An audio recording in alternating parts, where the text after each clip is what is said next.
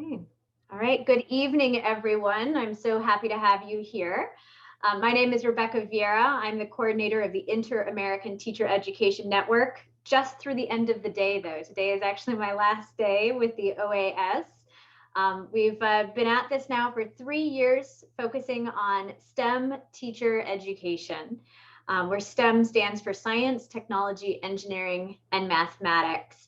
And ITEN is part of the Organization of American States, which, as many of you might know, works on behalf of 34 member states all across the Americas on a whole bunch of matters associated with politics, democracy, education, development, etc. And so tonight I'm very pleased to have with us a number of educators across Jamaica who have been working on enhancing STEM through authentic learning. So bringing STEM to the classroom in a way that is relevant to students' lives, relevant to society, and relevant to them as individuals. So tonight we have some presenters, Janelle O'Mealy-Jones, Ricardo Prince, Degana Spencer-Hull, Kevin Thompson, and Sharon Thorpe. And tonight's presentations will be moderated by Carrie-Ann Reed-Buckner, and we'll have a welcome note from Dr. Joseph Thomas of the Jamaica Teaching Council. And of course, many of you know Bhagya Malati. Her name is not on here, but she's one of our great I-10 teacher fellows who has been working with teachers all across the island, including the ones you will hear from today, helping to promote, again, STEM and authentic learning in classrooms. So it's such a pleasure to have you all here tonight. And at this point, I think I will go ahead and stop my share so that we can go ahead and hand things over to get started. Rebecca, sorry, to Carrie-Ann. Carrie-Ann, great, thank you. Thank you, Rebecca. And let us get right into it. I'm Rebecca Vieira and other members of the I-10 team, personnel from the Ministries of Education within the region, Dr. Winsome Gordon, Dr. Joseph Thomas, and other members of the Jamaica Teaching Council. Colleague teachers, good afternoon. We are here for the final show in this STEM and authentic learning series. I can tell you, you will not be disappointed. Our presenters have made my job as a moderator quite easy this afternoon. The content is so well integrated that they have been able to pass the baton very smoothly from one person to another. Therefore, don't be surprised if you don't hear from me again between the presentations. So what I ask you to do now is to sit back and relax. And before we get into the presentations, however, I am going to invite Dr. Joseph Thomas to bring greetings. Then we will go right into our presentations.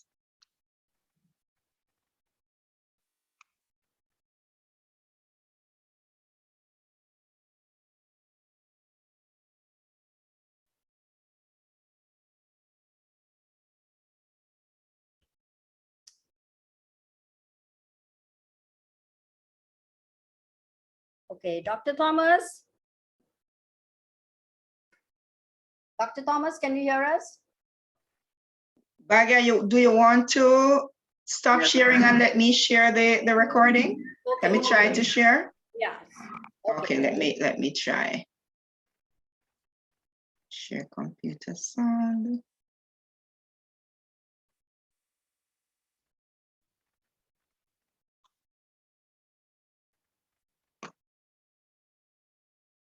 Thank you, Carrie-Ann. Okay, are you seeing it? Yes, present. Okay, wonderful. You're seeing Dr. Thomas on the screen, right?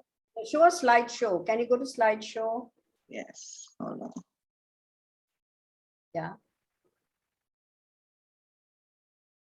Yes, from current slide. Moderator. Share sound, Carrie. Yeah, you're sharing. Mrs. Buckner. Miss Rebecca Vieira.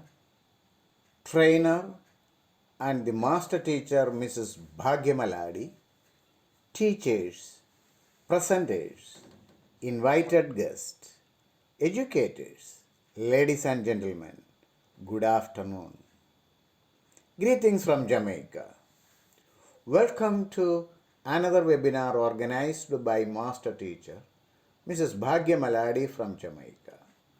Mrs. Maladi conducted a training program for the teachers in authentic learning, which is very relevant at this time. This intervention is a capacity building engagement to enhance the teachers to be more effective and efficient in this challenging period. Today, we have 4 teachers from early childhood, primary, and secondary level sharing their learning experiences and the interactive sessions that they had with their students and in the training sessions. I hope this will be a motivation for the other teachers who are still struggling to reach out to their students.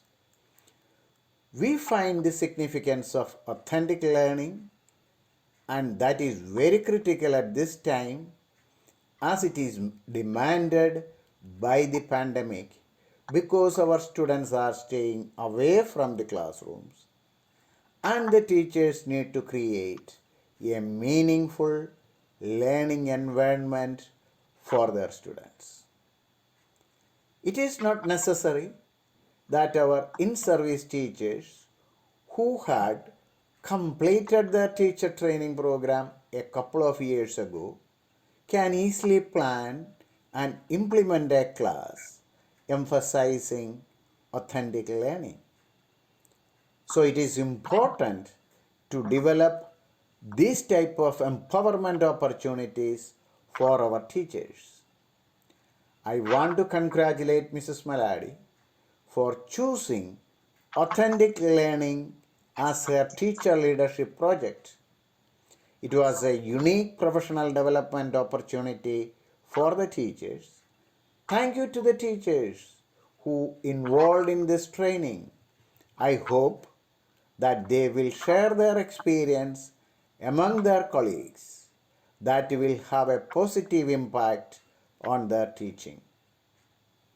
The scope of this intervention is relevant and applicable even after the pandemic threat.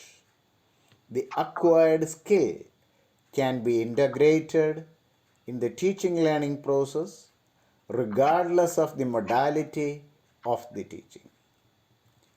The collaboration between JTC and OAS I-10 was productive for the couple of years.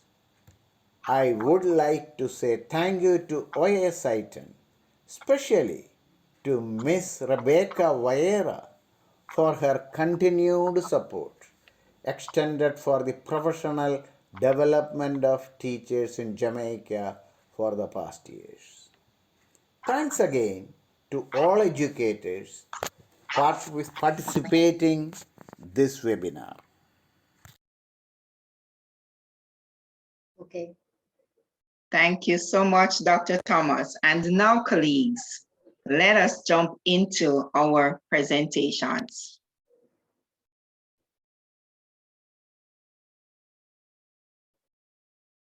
Our presenters for today, you have already heard from our moderator, Mr. Ricardo Prince, Mrs. Jones, Mrs. Spencer Hull, Mr. Kevin Thompson, and Mrs. Tharp.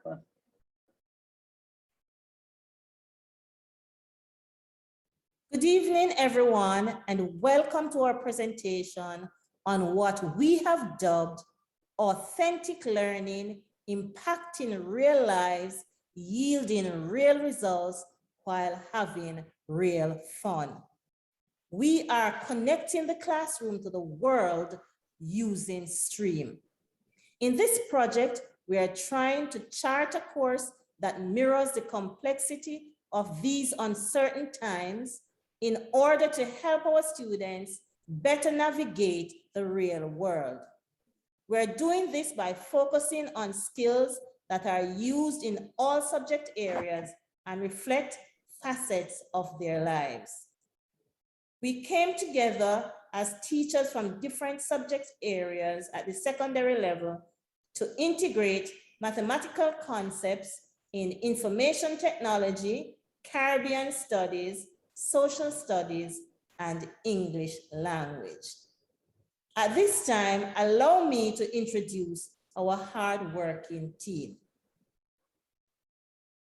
Mr. Ricardo Prince, a graduate of Mico Teachers College and the University of the West Indies, a teacher of mathematics at the Immaculate Conception High School with over 15 years experience in teaching. Mrs. Janelle Amelia Jones, head of the Computer Studies Department at Immaculate Conception High School with over 10 years experience in teaching. Mrs. Dejana Spencer Hall, head of the Humanities Department at Holland High School with over 15 years experience in teaching and a master teacher. Mr. Kevin Mark Andre Thompson, acting head of Humanities Department at the Immaculate Conception High School with over 15 years experience in teaching. Mr. Thompson is also co-author of Collins Caribbean Studies Revision Guide.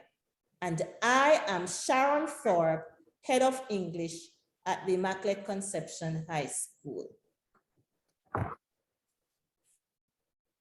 To complete our project, we came together as a group of teachers with one scenario in mind. The scenario is as follows. The Johnson family, which consists of Mr. Johnson, his wife, and their 2 children, has been living in a 2-bedroom house that they purchased over 15 years ago. They have a monthly mortgage and other household expenditures. However, the house needs some repairs, but due to the fact that they are living on a strict budget, they have decided to only retile the living, dining room and 1 bathroom. The family is just now able to attempt this tiling project. Please let me introduce our first presenter, Mr. Ricardo Prince.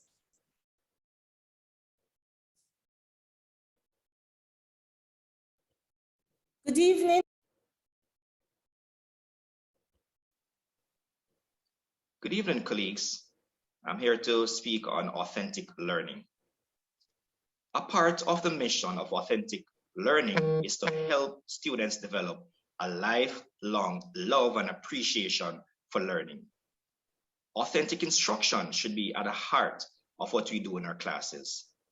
When creating teaching and learning opportunities, I think it is important to make them as real as best as the topics allow. Instruction should not just be designed or thought of as realistic for the person doing the teaching, but for those doing the learning. It is for this purpose that we help them to realize that learning can help them to solve problems in their daily lives. I think it is really important that students have a good understanding of the concept of measurement, simply because it's part of their everyday life. I'm really of the view that it is good to give students a context that is real to them, because it is very easy for them to say, when am I ever going to use this? Or why am I learning this? Putting them in the context where they are going to apply a concept learned in class to solve a problem that exists at home, at school, or in the community should lead to a greater appreciation of the topic taught. I believe that's a way to really hook them in. And the notion of engagement and relevance is critical in supporting our students in their learning. This is a simple but profound lesson in terms of its impact on learning and application. And who knows, maybe a member of the Johnson's family will stand to benefit because the knowledge gained in class can be used in the tiling project at home. The objective that we looked on in our mathematics class was to calculate the area of a room and determine the size and number of tiles needed to cover the surface area given a particular dimension of tile. They're all square tiles. All right. And here, the next slide, we have students. That was a part of a lesson where we had a discussion. So, we're brainstorming, we're looking again, revisiting the concept of surface area, which is a topic that was already done. But what was new to the students was basically the application, how to put what they are learning in school to apply to something that can be done at home. All right. And so the discussion was healthy. Now from slides 7 to 10, it's just capturing students at home and those who are on face-to-face, measuring different rooms, taking the length and the width or the dimensions of different rooms in their homes that they had decided. Here are the students taking the measurement of the floor.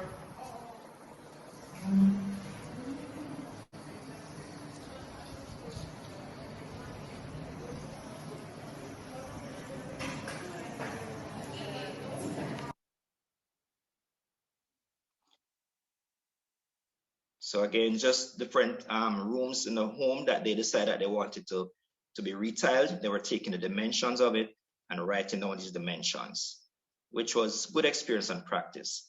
Then for the students who are at school, tiles were given to them just for them to interact with, for them to have a feel of the texture, just for them to take the dimensions of the tile to assist them in their calculations.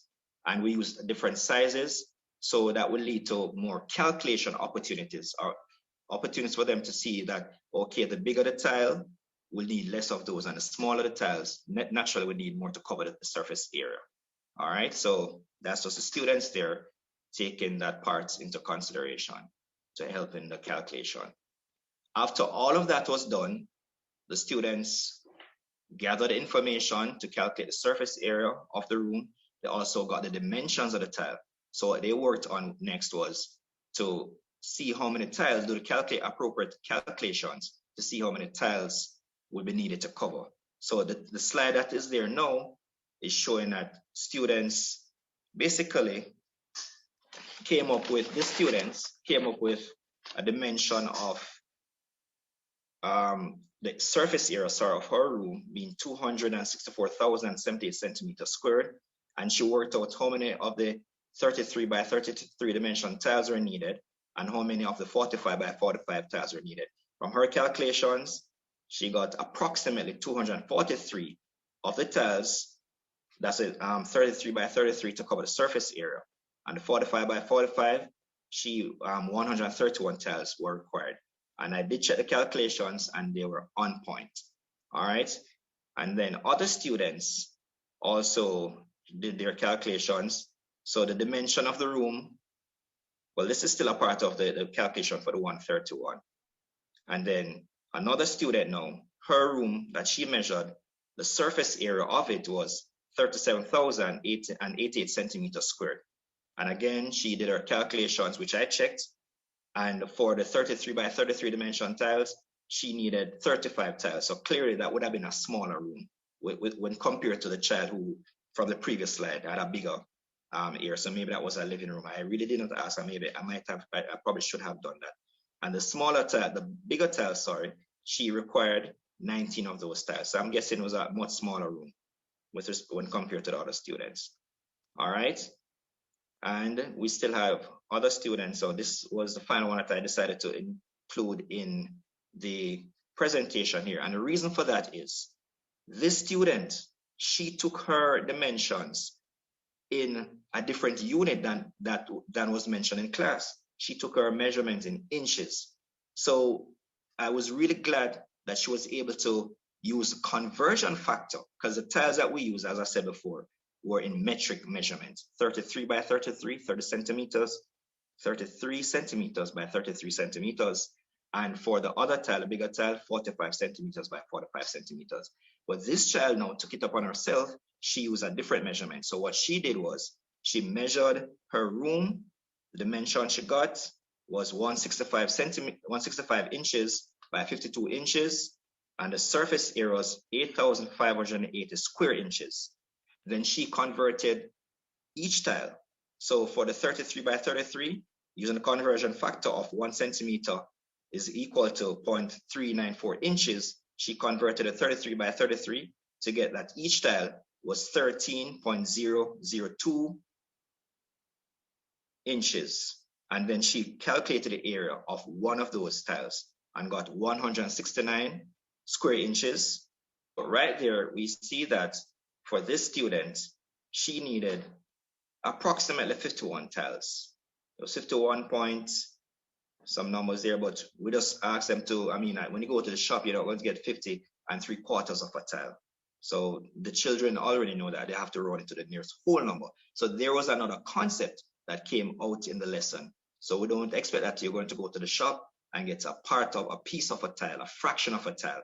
You'd have to round up to the nearest whole number, and they did that. So I was really grateful that they were able to mix and match. They were able to do conversion using conversion factors in between different units, and the fact that they were also rounding off. So all in all, I thought that I'm of the view that this lesson was really good in terms of applying what was learned in class. Thank you, ladies and gentlemen.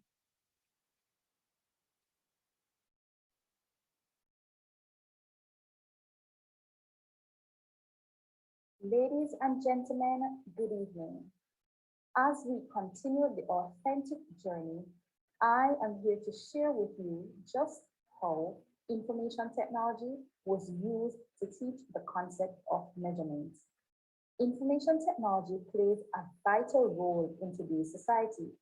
Now, I know everyone here would agree with me saying that it is almost impossible to live without it. IT. So IT had to be in the mix. Information technology has become the engine to teaching and learning. Look at us.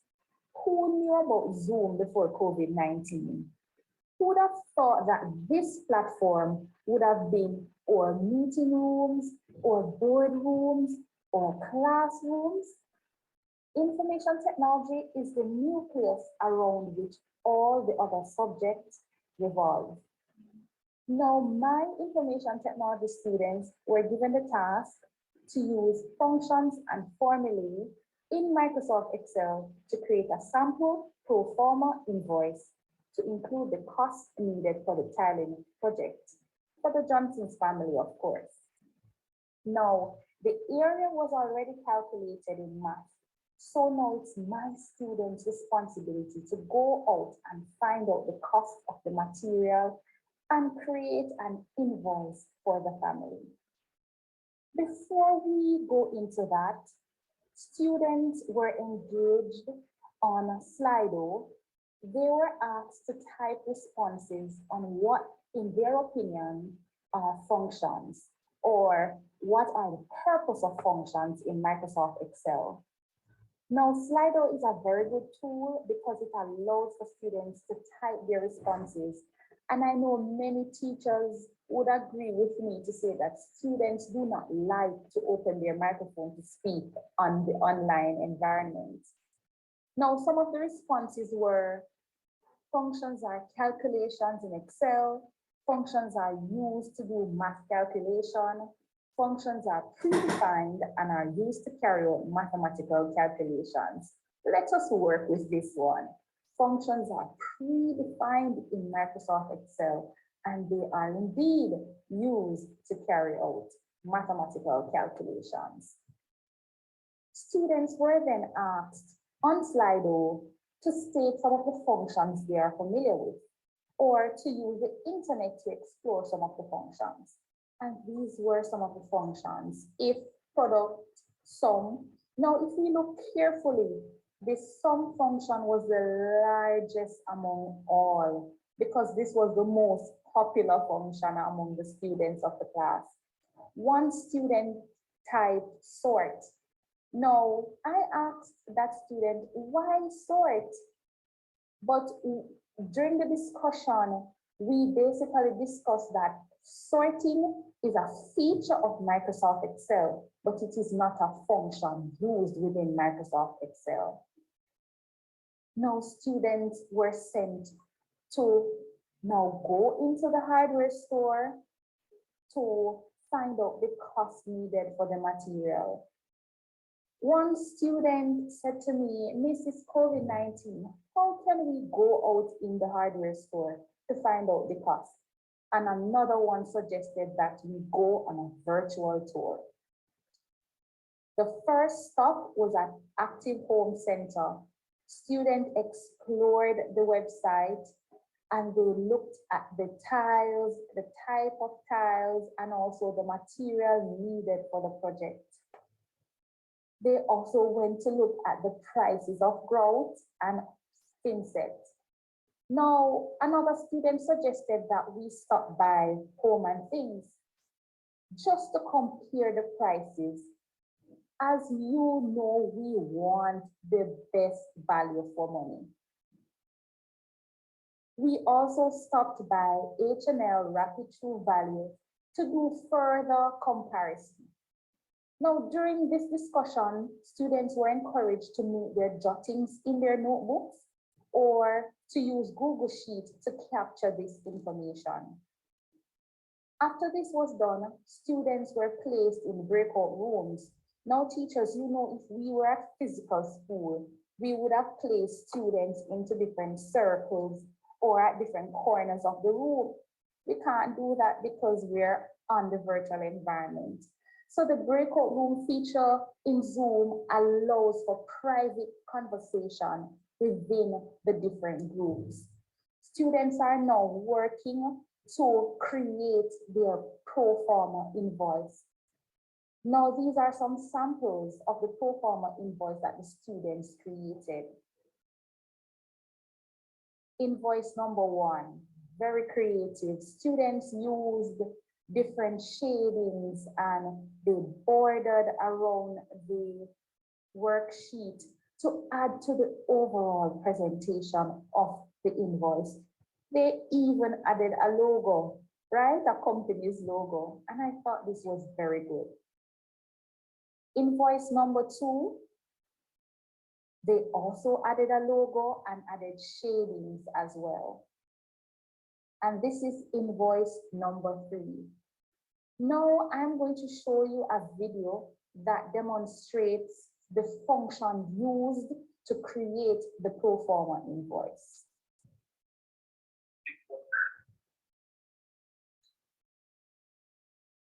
Okay, hello. My name is Paris Jones of 1046, and today I'll be explaining the different functions used to help create this pro forma invoice.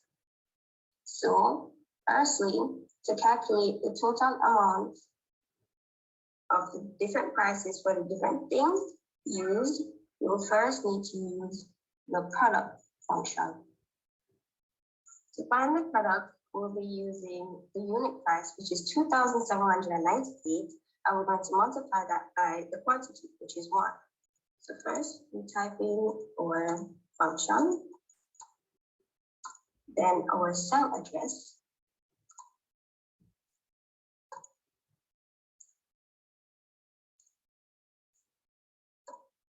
then we press enter.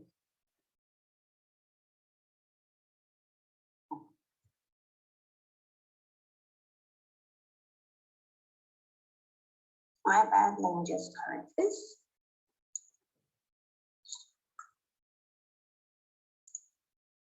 Now, instead of just doing...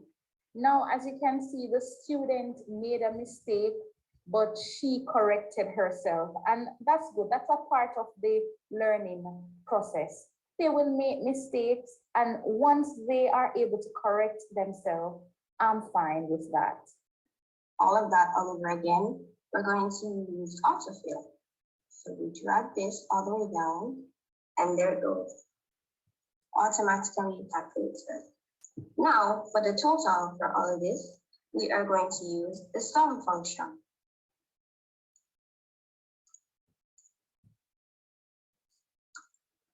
We're going to start from H18, which is the cell, to H26.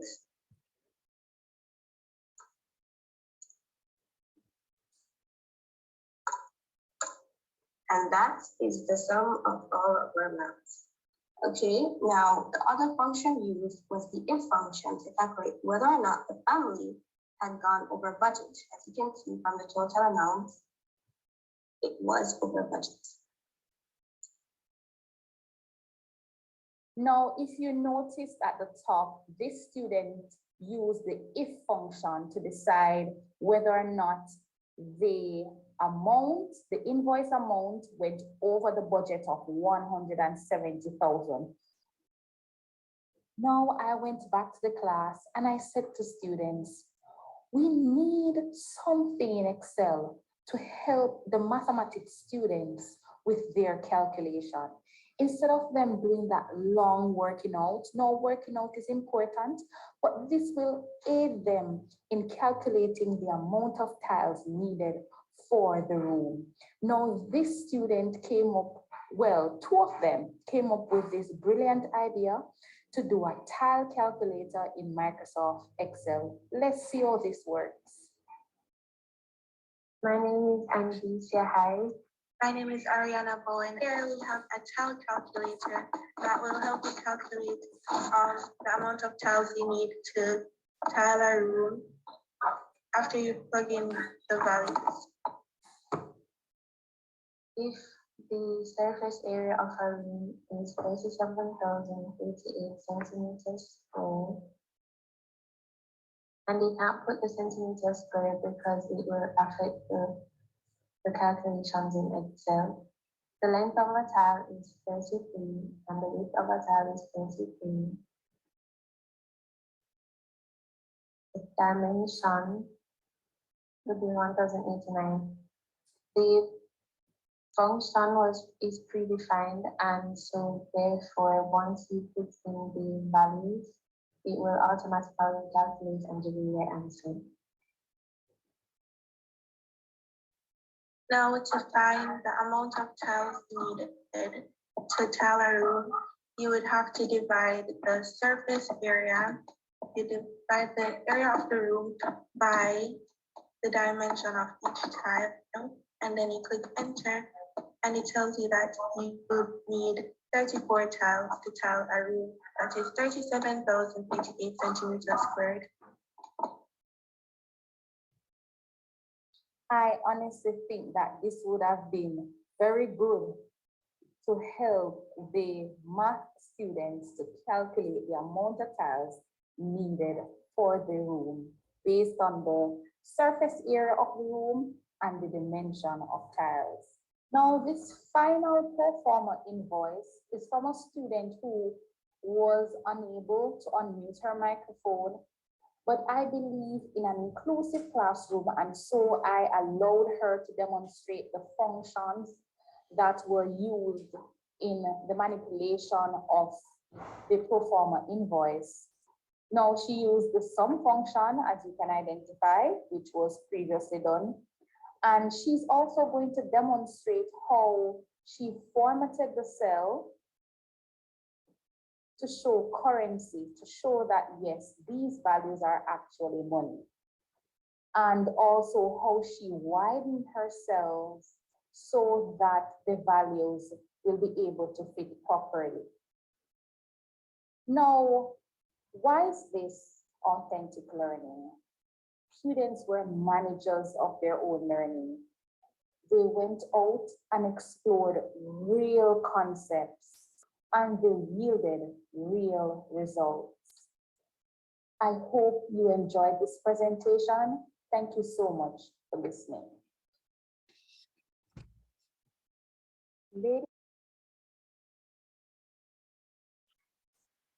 Good evening, everyone, and welcome to my social studies class. In this session, you will see how the grade 10 students used authentic learning to bring to life the economic function of the family. The economic function of the family is very important, and if it is not managed carefully, so many things can go wrong. The students were guided by the objective. explain using the household budget how a family could easily become homeless if the maintenance of the budgets are not properly managed. As stated earlier, the students were presented with a scenario on the nuclear family. Based on the scenario, the students took the following steps to employ authentic learning in bringing out the economic function of the family. The steps taken by the students included: step one, the students identified the fixed monthly expenses of this family and placed them into a basket. Step two, after the students placed the monthly expenses or expenditures into the basket, they then created a monthly budget. Here the students were employing mathematical principles, thus showing integration. The students then moved on to show what can happen if the family does not adhere or stick to the monthly budget. In doing so, the students designed a brainstorming wall using the Jamboard. And as you can see, the wall is beautifully decorated with all the consequences that can happen if the nuclear family fails to adhere to the monthly budget. What were some of the consequences highlighted by the students? These included poverty, financial crisis, lack of education for the students, and poor credit history, among others. They are all depicted here. Now, pointing out all of these things, the students still had some more things to cover because they had to assist this family in carrying out their tiling project. How did they go about doing this? The students examined the monthly budget and the pro forma invoice that was presented to them by the information technology students. Again, you can see integration. The students now journeyed, yes, the students then journeyed into real life to use real life situation or situations to help this family in carrying out the tiling project. The students then outlined various measures or actions that this family could take in realizing their tiling project. Measure one, the students stated that the family could reassess, reevaluate their thrifty practices, and they could do this in a family meeting where they could discuss the benefits of such practices and what areas can be improved. The students then moved on to measure two, and they shared that since this family has been paying mortgage for 15 years, they could now go to NHT and, of course, access a home improvement loan. And they were really to the point Yes, they did the research and was able to say there is a 15 plus home improvement loan for persons who have been paying mortgage for 15 years. I think this was just authentic. Yes, authentic learning. Then measure 3. The students then looked on the monthly budget, and there they realized that, miss, the family could do some saving on the bills. They could find out how to save energy and so reduce their bills. And also, miss, they could save back on grocery bill. They could grow what they eat and eat what they grow and save that money and then move into the next measure of investment. So they could negotiate with business partners, lay out before these persons what is it that they have and see what these persons can do for them as a family. And in that, they could get discounts and so move forward into tiling their home. They could also seek community help. Yes, they could seek the help of community members, those who are skilled in this area in doing such projects. Then the students moved on and they shared, and this was so exciting. This was so full of fun. And the students shared that this family could use the money that they were now going to save from the reduction in the energy bills and the food bill, and they could use that money to do what we call partner. This is where persons within the community, friends, could pool their resources, their money, and of course, at the end of a week or at the end of a month, persons could leave with that quick money of taking care of their business. And I just think that it was so lovely. This is real life situation, the students were applying to this economic function of the family. Then the students moved on, still on money, because the family needs the money to carry out the tiling project. So the students shared that the family could invest, and they could invest based on their own terms, whether it is going to be a short-term investment or a long-term investment, because they would have their goal before them.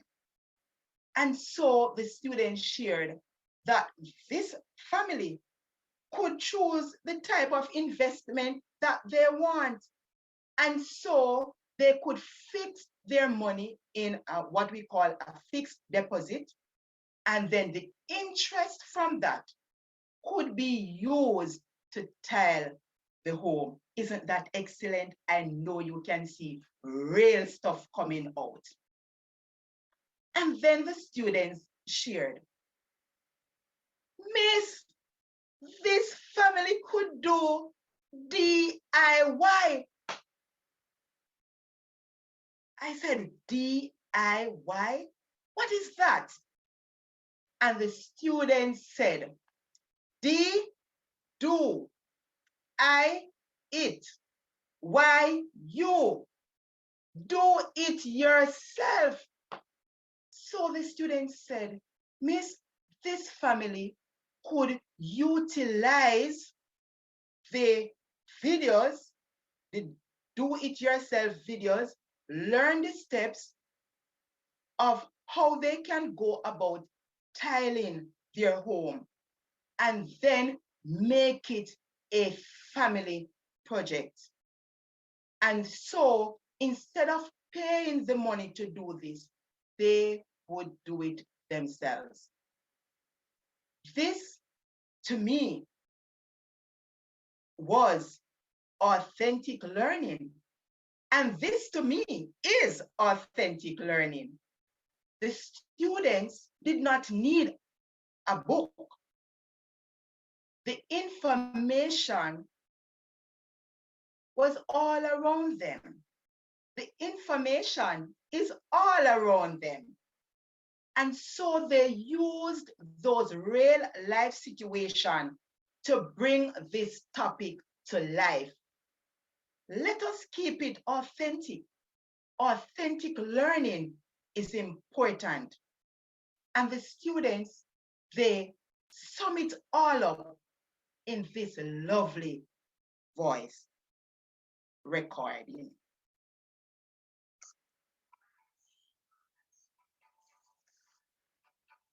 You can achieve any financial goal by budgeting right. This will avoid financial pitfalls of poor credit history, homelessness, and you name them all.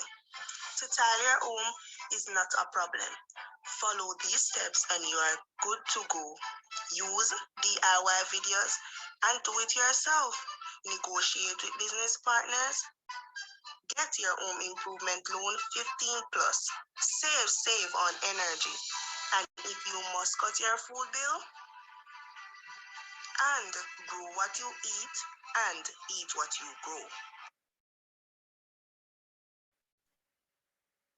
In doing all of this, one can see that students had applied authentic learning in connecting real life situations into their learning experiences.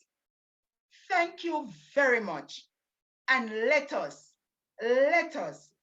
make it authentic learning every day. Amazing, colleagues, amazing. Just think about it, one scenario.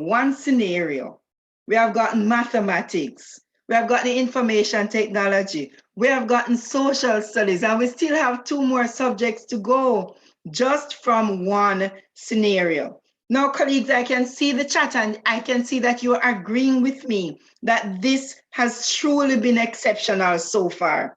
Just imagine the possibilities if we could plan and deliver our lessons in such a way that all subjects are connected and built into each other. Imagine the students not having to wonder about the significance of any topic or any subject because they are so deeply integrated that the students themselves, cannot distinguish between school and real life. Isn't that what teaching and learning is supposed to be about? This is the essence, colleagues, of authentic learning. And our colleagues are demonstrating this afternoon that this type of experience is possible in the classroom. Thank you for keeping the chat going. Thank you for seeing the possibilities. Thank you for being motivated. We are almost at the end. We have just 2 more presentations to go. And I know that already your appetite has been whet. You are seeing the possibilities. And so I'm not going to take up any more of your time. We're going to jump right into those other 2 presentations. Continue, Mrs. Malady.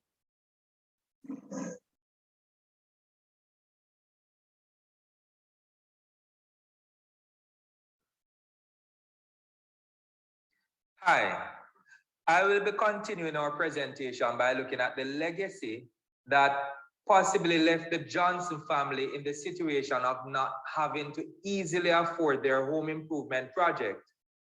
Why is this such a common scenario among Caribbean families? Why is the Caribbean laboring class still in a position where home ownership and improvement is such a monumental financial task? We started our lesson by looking at some of the ambitions that the students felt former enslaved men and women, as well as poor laborers, would have had in the new economy of paid labor, where all men supposed to be free free of political, economical, and physical constraints. Let us look at some of what the students placed on their Jamboards. Now, interestingly, the right to vote and to take active part in politics was the most prominent feature on these Jamboards. And these Jamboards were basically created by the students as their own post-slavery vision board. So they put themselves in the position of the newly free laborers to show some of their ambitions coming out of enslavement, or even coming out of their bondage as bonded laborers. Now, as I said before, the right to vote came out as the top ambition of most of these young ladies, and surprisingly so as well. The right to an education featured heavily as well as the right to be free of discrimination and the right to be seen as equals in law. Now, why would the students think like this? Why not, want a house, land, money, or immediate gratification like, good, nice food or clothing after enslavement? Well, most of the students responded by saying that in retrospect, having an active say in the creation of economic policies would have put the laboring classes in a better position to give the future generations the opportunity to access lands, houses, loans, or grants available to other races and classes at the time. Now, we prepared a video to actually highlight some of the restrictions that the laboring classes would have faced at the time coming out of slavery, and possibly, give an idea of why the students would think that having political clout, right, or some sort of political say would create a better environment coming out of slavery to create laws to usher their new generation, the post-slavery generation, into good economic standings. All right, so we're going to look at this video, not all the video, but we're going to look at part of the video created by the students in our real learning program. Hi everybody, welcome to another Caribbean Studies lesson. So grab your pen and your paper and let's get right to it. Have you ever wondered why Blacks are always at the bottom of the social hierarchy? In this presentation, we will outline how difficult home ownership was for the average Black family post-slavery as a result of the following: upkeep costs, mortgage payments, incidentals such as disaster damage, while ensuring that home and family-related bills are always paid. Why was it difficult for Blacks to become economically stable after enslavement? Enslaved were the only group not gaining lands or money for labor. There were laws hampering land ownership. There were also laws preventing Blacks from being in lucrative professions that would allow them to afford homes, poor education system for Blacks, and lastly, racial discrimination against Blacks. Laws hampering land ownership. What most people tend to not realize is that after slavery, Blacks were not completely free. This could be seen in the system of getting land ownership. After slavery was abolished, slaves continued to work on the same plantations for low wages while rent and taxes were high. Another injustice was that people had inadequate rights to land, as plantation owners still made major decisions such as the prices for lands and who could purchase it, meaning that people of a lower class would not be able to purchase the land based on their wage and job, while mulattoes or whites could. It must also be noted that the whites still own majority of the lands, even though the people of the Caribbean were emancipated. So why were the enslaved the only group not gaining lands or money for labor? Unlike the Indians, Chinese, and Europeans, the Blacks were not paid for labor. They were expected to work day and night in horrible conditions without receiving money. This resulted in the Blacks being financially unstable as there was no source of income. Blacks were seen at the bottom of the social hierarchy and were seen less than the whites, even though the mulattoes were treated better than the Blacks. The Blacks were characterized as slaves, while the Indians were solely called indentured workers. This alone can be used as a piece of evidence to show where the Blacks were on the social hierarchy in which they were expected to work for long hours without pay, and if they resisted, there would be consequences. Laws preventing Blacks from being in lucrative professions. So lucrative means producing a great deal of profit.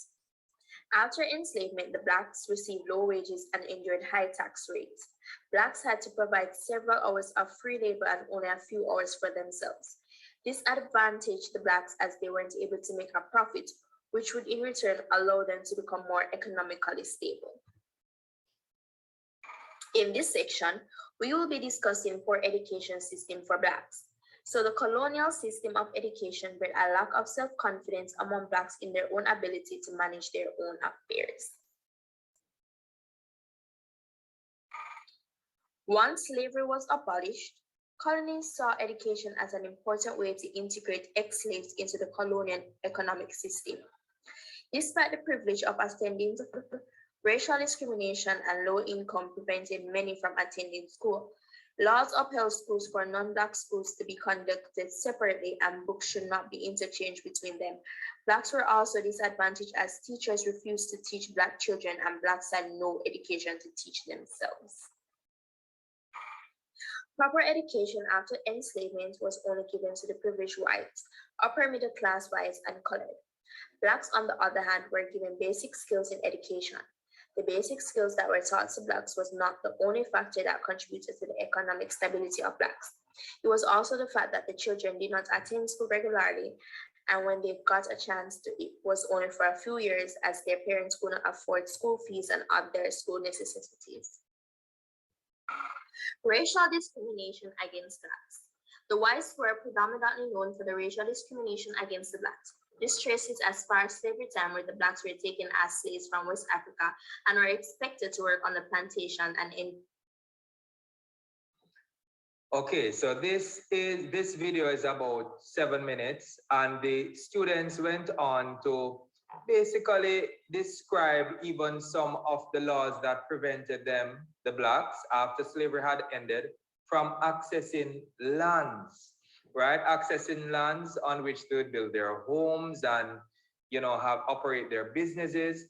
And all of this, according to the students, they believe placed the Blacks at a great disadvantage post-slavery, which is why we have the family, the Johnsons, with the legacy of not being able to afford their own home. Yes, they bought a home, but are they able to afford the home without, of course, tie in the budget somewhere else or some other sorts of constraint? Now the question is, how is this authentic learning? Well, what the students were able to do was to actually put themselves in the position of the Blacks post-slavery. They were able to not only empathize, but to actually reason out their particular situation at that time and try to envision, okay, what would be important after slavery for not only my children, but their children and future generations? What would put Blacks in a better financial and social position after slavery? Having immediate gratification or having some political clout that could actually change their lives indefinitely. Now, this is particularly important for students to understand in order for actually putting in place measures now for possibly future generations so that other Caribbean families are not in the same position as the Johnsons 20, 30 years from now. What are some of the things that can be put in place now? Yes, we have NHT, but as you already know, not every Jamaican can actually qualify to access NHT. And sadly, the poorer Jamaicans who the fund was actually created for are those who can't access an NHT loan because of their impoverished situation. So what are some of the other solutions? And these are, ongoing learning activities now that we'll do with the students to have them to create solutions, because we don't only identify issues through authentic learning, but of course, we solve problems through authentic learning. Ladies and gentlemen, thank you.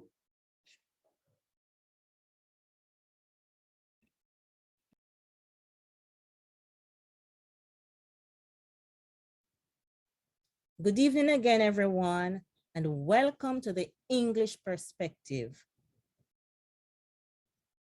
Our objective is for the students to be able to create different types of reports from the real-life scenario of the tiling project. Report writing is one area in which the students' competence is tested and is an area to which authentic learning is eminently suited.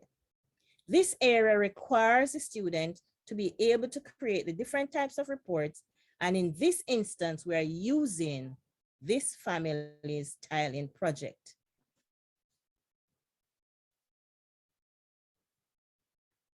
Out of our discussions of in our lessons, the students were able to identify situations in which reports could be written, and they were also able to make a list of the reports that were suited to this scenario that they were given. Coming out of our discussions, they identified the need for a simple report, a memorandum probably, an accident report, a progress report, and what they called a summative report.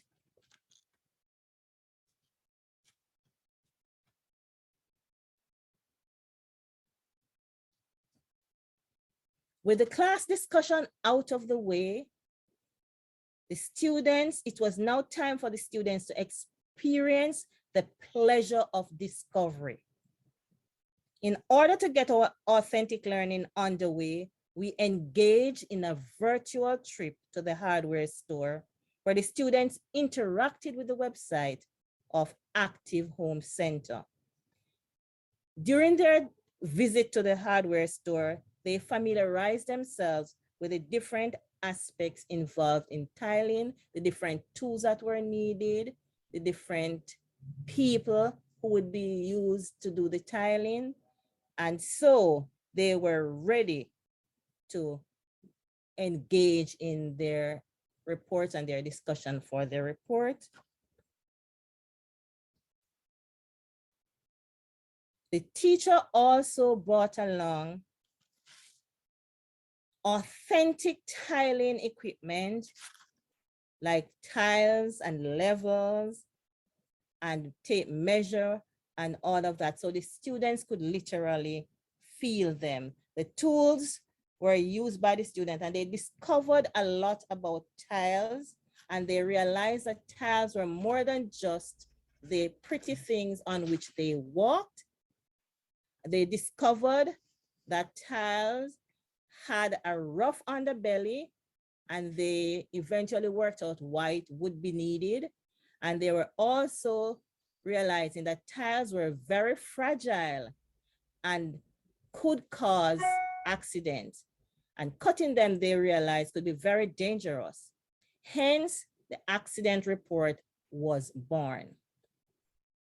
They were also given hands-on experiences with the tape measure, and this girl in question is very excited. For the first time, she's actually doing something of this sort. She's actually measuring the area of her room.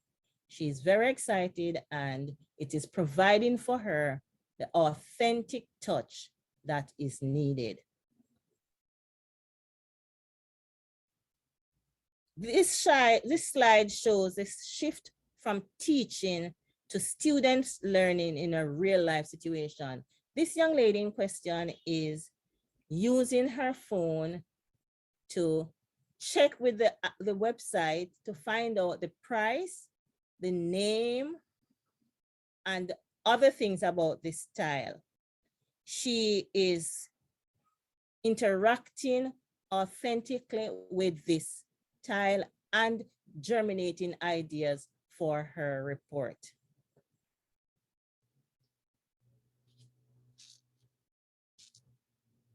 With ideas swirling, it was time to allow the emergence of students' understanding to take place in the form of actual report writing. The students were put in groups and each group was assigned a type of report. Here we see that the students are actually working, looking at the report. The format of the report is very important and is oftentimes assigned a mark.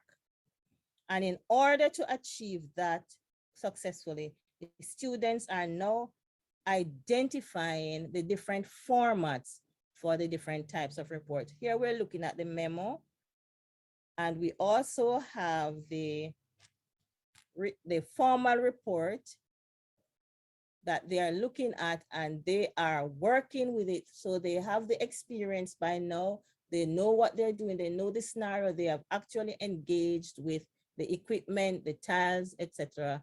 And now they are going to put all that information in their reports. And here are some of their responses.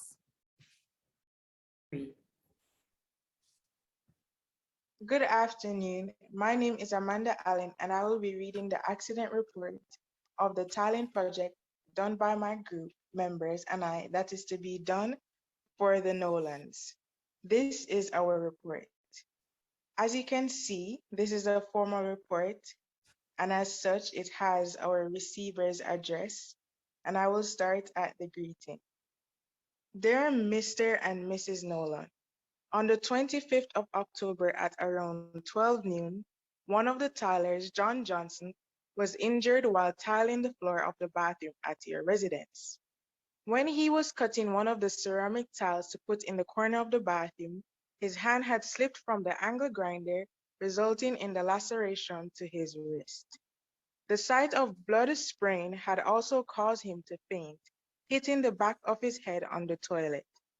I immediately rushed him to the Safe Space Regional Hospital, where he received stitches for his wrist. Sadly, the evaluation of his head injury is pending until the 26th of October, when he will be able to do the MRI scan. John's medical provider, Dr. Eisman, had ordered him to remain in the hospital for monitoring until the date of his MRI scan. Dr. Eisman had also stated that if any damage to the brain were found, Mr. Johnson would have to undergo surgery and remain in the hospital for an additional time. This therefore means that Mr. Johnson would be unable to return to work now, so this may affect our schedule.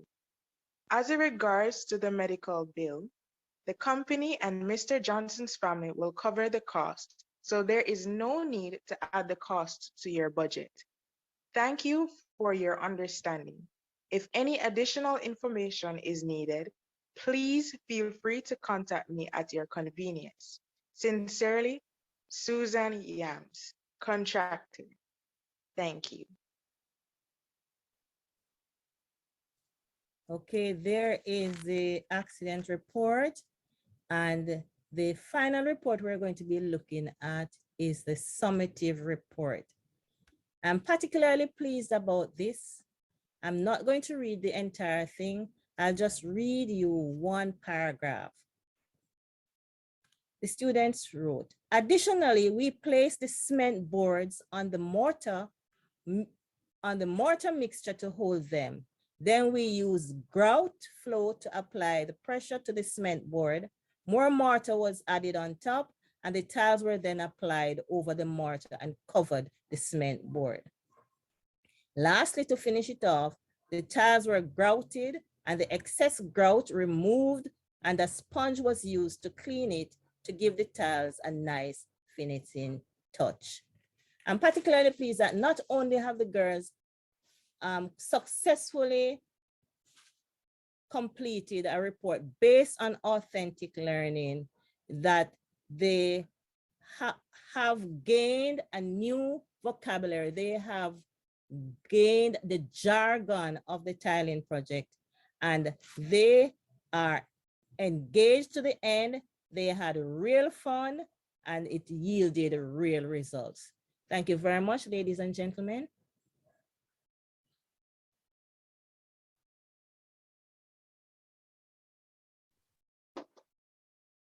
Wow. Just wow.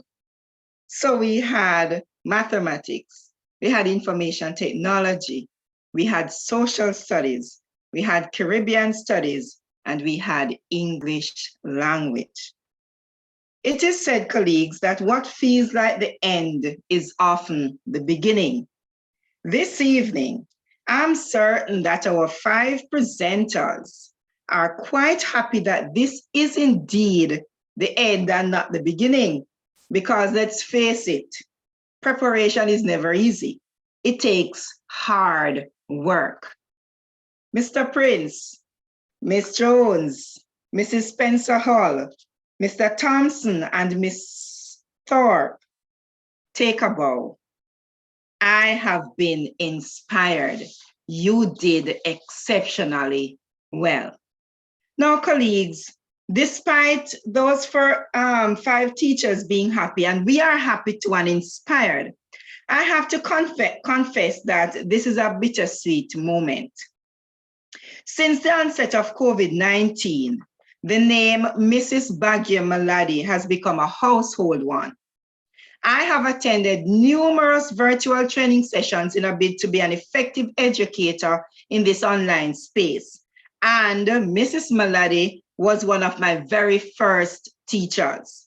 My first exposure to Zoom was from her training that was done through the Association of Science Teachers of Jamaica, ASTJ workshop. She exposed me to Nearpod, to Flipgrid, to Peer Deck, to Kahoot, and a myriad of other online tools. Mrs. Maladi, you were instrumental in us learning so many tips and tricks about making impactful presentations and being effective while teaching online. In addition, myself and so many others were inducted into the world of STEM education because of you. Mrs. Maladi, we owe you great debts of gratitude for your knowledge, for your perseverance, your tenacity, your forthrightness, your vision, and your mentorship. We were not always happy with your incessant push to send in the presentations, please, so I can make my final presentation. Yes, we got many of those. But we can truly say that because of you, our students learned so much more than they would have otherwise. Now, finally, you have run the entire Teacher Leadership Plan Marathon and you have come out on top. Congratulations on a race that you ran well, Mrs. Maladi. We know you have much more to share, and I am confident that you will continue to mentor us as we continue on our individual journeys. Now, ladies and gentlemen, another reason this is a bittersweet moment for many of us is because someone we have gotten to know and whom we have begun to call friend is moving on from the Organization of American States, OAS, to pick up her roots in academia. Yes, she is going back to her love, her first love. Rebecca, you have been an exceptional coordinator of the Inter-American Teacher Education Network. Through you and the team, many teachers, including myself and my colleagues today, got international exposure. It will therefore be remiss of us to let you leave without a proper goodbye. Therefore, before we hand back to you for the Q&A session, we want to say thank you. And to do that, I now invite Dr. Winsome Gordon, our Chief Executive Officer of the Jamaica Teaching Council, and she will be followed by a video presentation. So, Dr. Gordon, it is over to you. Thank you very much. Good evening, everyone. I think you said it all, Chair, and you said it very well. We have had a journey A very interesting journey. And I think it is because of course, all of you were committed to your profession. But we must recognize Rebecca. She's special, very special, because she was energizing the group. You know, she brought an energy to the group that says, look, guys, you must get it done. And I am going to give you all the support I can to help you to get it done. And on top of that, the exposure, because she could very well leave us among ourselves to talk to ourselves and so on. But she used her position to expose the teachers, the master teachers, to other groups and to share ideas. In fact, Ms. Maladi can tell you, and Dr. Thomas can tell you, that people now consider this team a Caribbean professional development team. So as you go on to your other love, and I'm not going to say your favorite, I'm going to say your other love, as you move on, I'm sure you will take with you some of the memories of this experience. I don't know how you'll translate that into your next position, but it has been excellent working with you. The achievement I have to talk about has been outstanding. I see some people on this platform who are so shy, although they were bright and doing things, but you know, not coming out on another platform to share. And I've seen them blossom on this platform. So on behalf of all of us, I'd like to say thank you. Thank you very much for your inspiration, your motivation, the financial support that you gave to us, and how you helped us to multiply that support to make a difference to other teachers and to help us to drive our profession where we'd like to see it. We want to be on the cutting edge of the teaching profession. You know, somebody said to me, if you continue to build your teachers, you know that you're going to lose them to the United States and Canada and England. And I said, yes, they can go and we will build some more. So we continue the process. So I want to thank you. I want to wish you all the best in your new life. Don't forget us. You can always send us an email message to tell us what you're doing, and we will still share with you. We look forward to hearing good things about you because you were born to be great. Take it. Don't let it pass you. You're a great person. So all the best. And ladies and gentlemen on this platform, you have all been so good, so outstanding that you know you have to continue on this process. You have to continue on this path until you reach the 63 quality education circles. That's the challenge I'm giving to you. We have 63 quality education circles, and we would like you to multiply this experience until it gets to the circles. And I think this is how best we'll honor Rebecca, when we ensure that the seed that she planted blossoms into a tree, a beautiful tree. Thank you. Thank you so much, Dr. Winsome Gordon. It's really inspiring to hear how things, I think, have shifted across the Caribbean, but to see everything that's happened in Jamaica and planting a seed, right? It's not just about the seed, it's also about the ground upon which it falls, right? And so it's so critical and so important, and I'm so grateful that the ministry and the JTC has really placed teachers at the center. We care deeply about what happens in classrooms and in schools, but there's a saying in the United States, if you don't feed the teachers, they eat the students. And so it's so important for us to make sure we think about teachers as we're all human beings, right? And none of us are fully developed the moment we take on the adult responsibilities of being a teacher. Right? Teaching, we know, is one of those very few professions where on day one, you have all the responsibilities in the world. You have all the responsibilities, and it's the same responsibilities you'll have at the end of your career if you stay in the classroom. And so in that sense, teaching is such a challenge, but at the same time, it's so rewarding because you get those opportunities from those first moments. So thank you, Dr. Gordon, for sharing, how this cultural shift is happening across the region. I'm so blessed and honored to have been a part of it. And I'm so pleased to see the concrete changes. Everything that all the teachers shared tonight, I think has been even more than I had anticipated, right? I think in my own mind, I was a physics and an engineering teacher, and in some sense, I still live in that world, right?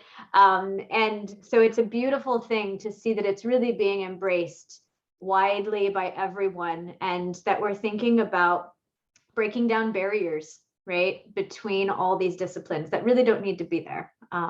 So thank you. I'm so honored, and I don't want to take the spotlight away from our speakers tonight. And so I hope that everyone has been thinking a little bit about how can STEM play out in their own classroom? How can we see that shift? How can I grow as an individual, as a teacher, so that my students can grow as well? So thank you.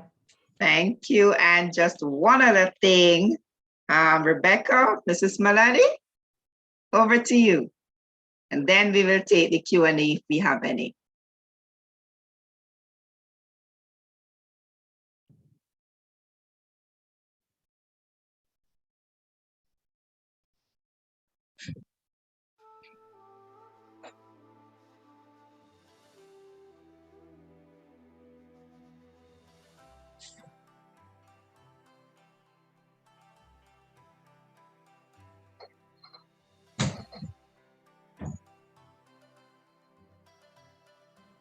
Should we be hearing some sounds?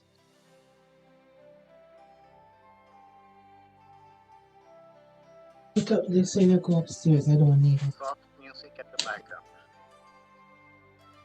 Yes, I think we have the slideshow first, and then we will hear the sounds after. Okay.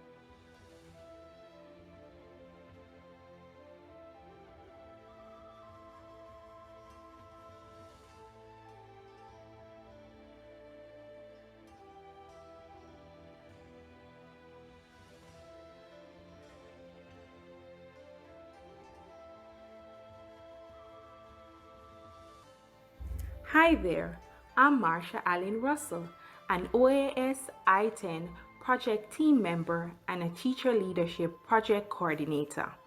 In my 2 years of engaging Mrs. Rebecca Vieira, I have found her to be a cut above the rest. Her warm smile and amiable disposition makes her so easy to work with and a leader par excellence. She's always available to answer any question and to provide assistance to all strata of individuals that need it. Rebecca is more than the head of operations. She embodies synergy, transparency, efficacy, and modesty. A true STEM leader. All the best, Rebecca. All the best. Mrs. Rebecca Vieira, or Rebecca for short. Your calm demeanor and unassuming personality are a disguise for a mind that is as sharp as a razor. As I thought about how to express the impact you have made on me over these past months since I have begun working with you, the words of Alicia Keys' Superwoman comes to mind. Thank you for your transformational leadership. You have left a legacy of excellence and have motivated and inspired so many of us as teachers. As you close this chapter of your life, I pray that you will find the joy and fulfillment that you so deserve. The great Albert Einstein said, "The woman who follows the crowd will usually go no further than the crowd. The woman who walks alone is likely to find herself in places no one has ever been before." I know you have already colonized many new places and will only continue to do so. Until we meet again, thank you and walk good. Good evening, everyone. I am Michelle Bright Chinsey, maths teacher, visual arts at Wilmer's Boys School in Kingston, Jamaica. Ms. Rebecca Vieira, it has been my privilege and sincere pleasure to have met you. We might be miles apart, but communicating with you feels like you're just next door. You have been such a graceful, well organized, and professional in hosting us on this platform. Thank you for allowing my colleagues and me to share our passion for what we do best with the rest of the world.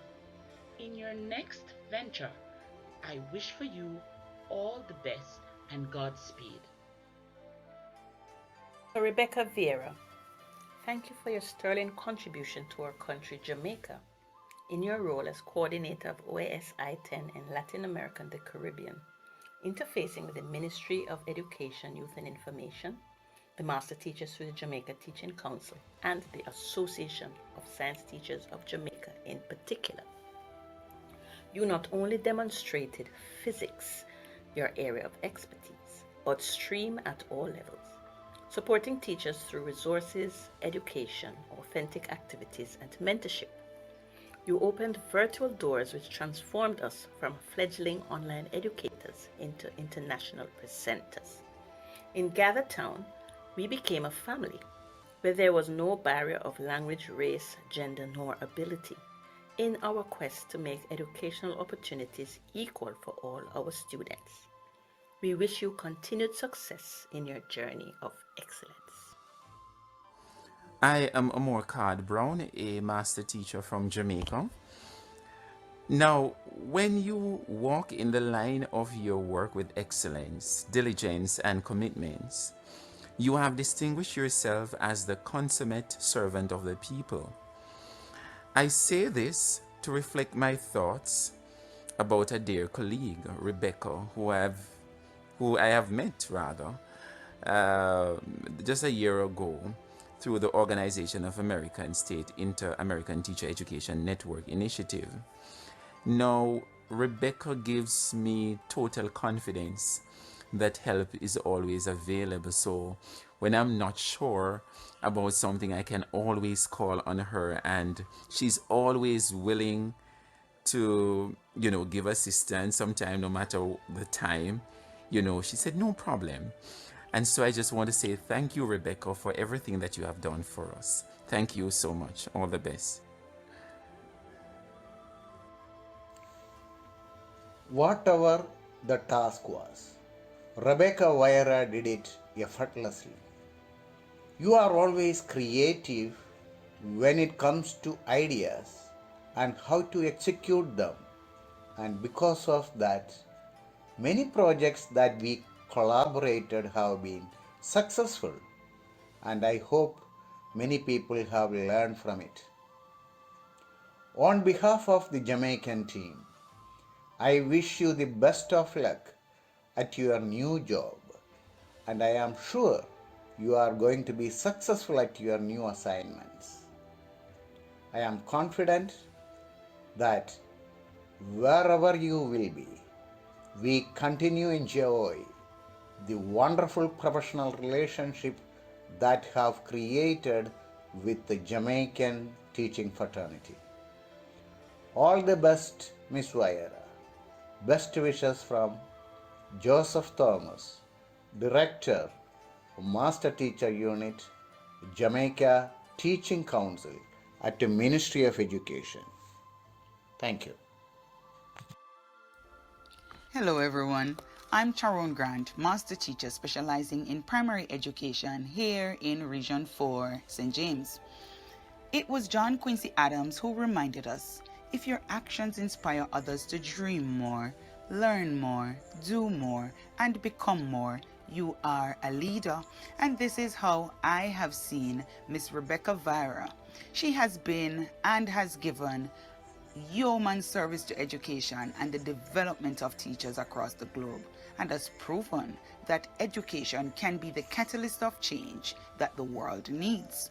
Her enthusiasm, leadership, and organizational skills, the ability to foster team building and creativity are just a few of the qualities that I have found endearing through my interaction with her on the different projects that I've been a part of. Today, I wish you all the best in your future endeavors, Rebecca, and look forward to a continued relationship where growth, success, and better student outcomes are the major goals. To you, I say, kudos. Rebecca, you are remarkable, excellent, believable, elegant, caring, calm and composed, and appreciative. My sincere gratitude for all you have done for who you are, to help me and all of us as educators who have closely worked with you to enhance our professional skills. Your cooperation with us has been truly outstanding, and together we are proud of our accomplishments as professionals. Your drive, determination, and effort to support us at all times will always be appreciated, Rebecca. All the best for all your future endeavors, and I'm sure we will keep in touch.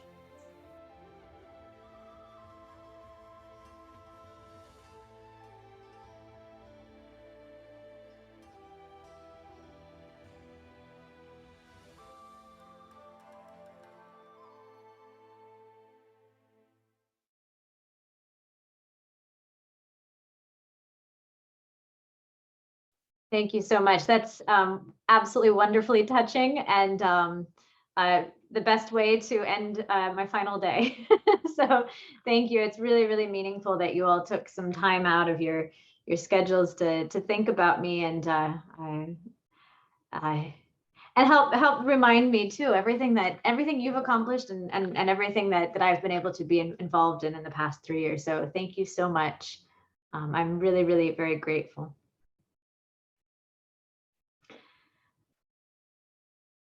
Thank you, Rebecca. Thanks for everything that you do. And we will continue to keep in touch. Absolutely. Yes. Over to you, Carrie Ann. Yes, well, it's over to Rebecca to field the Q&A. And after that, I don't think anybody wants to, to ask any questions. That was absolutely amazing. Thank you to my 5 colleagues who did an exceptional job. And if there's anyone who has any questions, Rebecca, you will field that, right?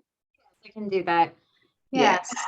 So yeah, now is an opportunity to ask a question from any of the presenters about STEM or about their activities that they carried out, that they shared with us today.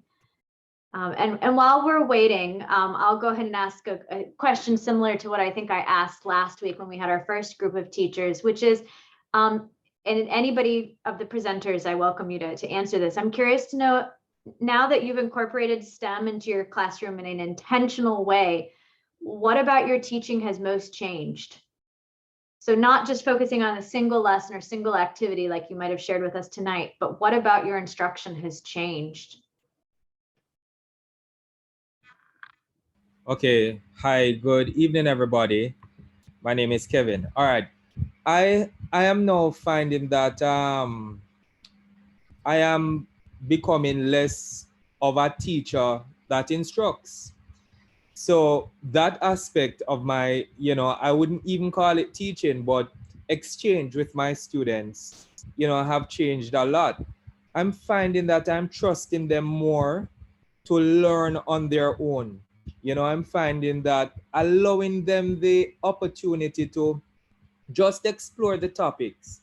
So many things have come up, and the one setback I find is that with the limited time to teach, especially the examination syllabus or the exam syllabus, we sometimes have to temper their exploration in topics during class time, which is why I feel that CXC should possibly have an acceleration program, especially for those students who'd like to just do a little bit more than what the syllabus requires, and possibly award them or give them an accolade, just for their achievement within whichever subject area it is that they go beyond the syllabus. Just to acknowledge that these students are special, because you do have those students, who can do so much more than what is right there in the parameters of the syllabus. And I was just amazed at some of the ideas that came from these students. It floored me, truly. And it made me have some regrets that I was not applying this in the classroom for some time, because there's so many other talented students who are not given this opportunity to explore learning in the manner that we're applying it right now. Thank you for your response, Kevin. I see a number of people are agreeing with you. The opportunity to support those who are high achievers, and I would also say to recognize high achievers who might not have been recognized as being high achievers before, right? So giving them that opportunity to take the reins and to be authors of their own stories as learners. Yeah, thank you for sharing that. Would anyone else from the panel like to share how you've changed? I'd like to share. Go ahead. It's not so much a change, but I am experiencing teaching in a different way. Honestly, having the girls do a lot of the work they're exploring by themselves, I'm having a lot of fun. The drawback for me is actually sitting down and planning the lessons, which are in some respect a little longer than the ones that I used to do. But I'm having a lot of fun, and I see the creativity that is coming out is unbelievable. And they are ignited because they are contributing, they are touching areas that prior to that they didn't get a chance to explore, and I am having fun. Lovely. I would always tell my own students I would teach to entertain myself, not to entertain them. And that generally was a good thing. So good for them too. And would anybody else care to share?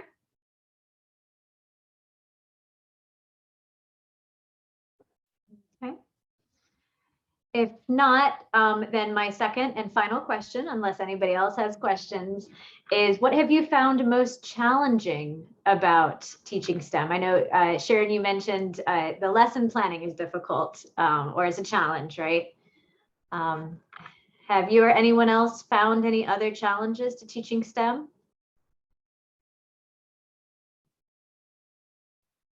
For me, good evening again. Good evening. I would agree with Mrs. Thorpe, the lesson plans, especially for me, I always have ideas just in my head. So just basically putting the ideas together, that's a little challenge. And also the time, as Mr. Thompson mentioned before, because we have this syllabus, we are restricted by this syllabus. Sometimes the activities that we would want to integrate, especially for the engineering part where they build something and come up with their own thing. Sometimes the time is a bit of a challenge for us. But I try to work around the time because students are they learn better when they are the managers of their own learning, when they go out and explore and bring back this activity to you, right? But the challenges are the time and as well as just putting everything in the lesson plan. Great, thank you for sharing that. Good evening, everyone. Hello. Go ahead. Right, I'm Dejana Spencer Hall. I certainly agree. The timing, sometimes it can be time consuming, especially when you have to meet the requirement in the syllabus for CXC when you do upper school. So sometimes, but it's really exciting and it's really fun in doing STEM. Yes. Great, thank you. I'm glad to hear that having fun is a theme among your responses. But anyway, And if sorry. Go ahead, Ricardo. Good evening, everyone. Let me, before I answer the question, just thank Mrs. Malad and her team for giving us this opportunity to really gel together and presenting the lesson, a topic, in the way we did it. We're really grateful for that opportunity. To answer your question about a challenge that I would have faced personally. So for the topic that was chosen, it was an easy one to show the integration within the curriculum and across. But for mathematics, it's not very easy for some topics for you to get that latitude to show the different ways to integrate it. So yes, there are topics. Consumer arithmetic is very easy. Take them to the bank or a financial institution, you teach them savings and profit and loss. But circle theorem, yes, we can apply, but how do we show that in terms of across the curriculum? So math itself, some topics will not lend itself. Some topics do not lend themselves to that kind of flexibility to get the topics across the curriculum as wide as we would love to. So that was a challenge. And all what my other colleagues said, I agree in terms of the time to plan, but definitely for math, it's not as easy as say, not to knock Mrs. Malada, it's easier to show a STEM lesson in science, but it's not as easy to do it in mathematics. And we have spoken about it, Mrs. Malada, that is for her to bring in a master teacher in mathematics to have a workshop with us to help us to get the nuts and the bolts together so we can fit up this thing and have the STEM train really running in our math department. Thank you. Thank you, Ricardo. And coming from a physics background, Ricardo, for myself, I think I can sympathize a lot with what you're discussing. I would also say, as much as I think that thematically, integration is really, really valuable, there's also a true value in the history of our disciplines and in their uniqueness. And I think sometimes there's this beautiful tension maybe between pushing ourselves to think thematically across the disciplines, but also maintaining those things that really deserve to be treated kind of uniquely and distinctly. So good luck with that. And thank you for sharing that challenge because it's a real one. Yeah, for sure. Okay. I think Mrs. Thorpe's hand is raised. Go ahead.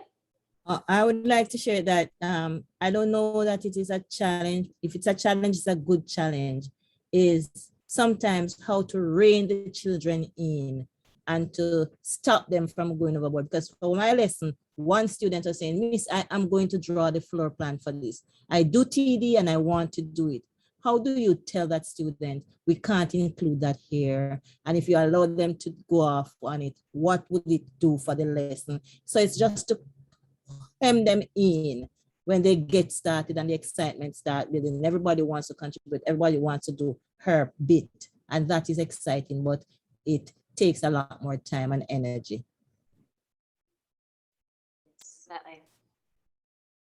All right, well, I don't see any further questions. Just a second. The flip side to that, though, Mrs. Thorpe, is the fact that it allows everyone now to be included. So I know you're not really a TD person, but it allows the TD students to be inclusive in the lesson. So it shows her that, listen, my talent is also valuable towards this lesson. And the other student who love to write will do the reporting and all of that. So it brings everyone talents together to basically, as we just did, in a form of integration.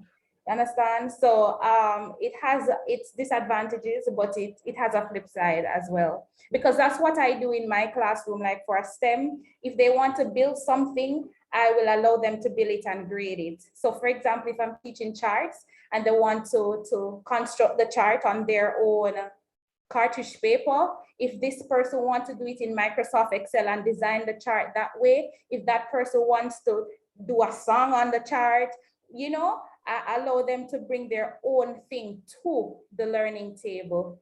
And that will allow them to also feel inclusive in the lesson.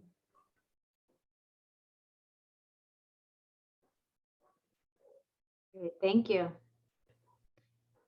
So sounds like there's a lot to discuss, and I'm really happy to hear you all sharing the flip sides, the good and the bad, because I think it is anything that's worth doing is a challenge, right? And it sounds like you're meeting those challenges head on. Well, I don't think there's anything else, but we need to say this evening, many things have been said already, but I do want to make sure that I give the last word to anybody who wants it, and maybe to Miss Melody. Is there anything else that we need to do before we close? Just before she jumps in, I just want to acknowledge Mrs. Alison Solomon, Senior Director in the Jamaica Teaching Council. I know that she was hopping from one meeting to another, but at the beginning when we started out, she said this was one meeting that she just would not miss. So we are happy that you are here sharing with us, Mrs. Solomon. Mrs. Melody, Absolutely. you have the last word. Thank you, Carrie Ann. It has been awesome. Wonderful, wonderful. Happy to have you. Can't give her the last word. Oh.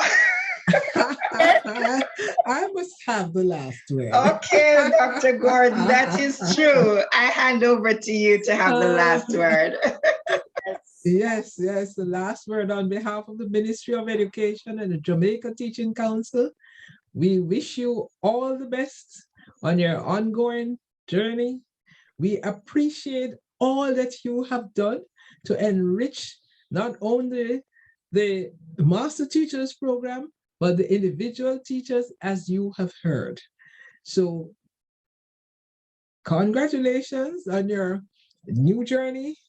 And as Dr. Thomas said, in fact, we all know that you are going to be outstanding as you have been in your career. Safe journey. Thank you, everyone. Thank you, Dr. Winston Gordon. Thanks to everybody, Bhagya, Dr. Thomas, all of our speakers, Carrie Ann. I will forget some names if I say them all, but we are going to keep in touch with you, Rebecca. Oh yes, absolutely, 100%. You know how to contact me. Yes, I know. All right. Have a wonderful evening, everyone. Okay, then. Bye-bye.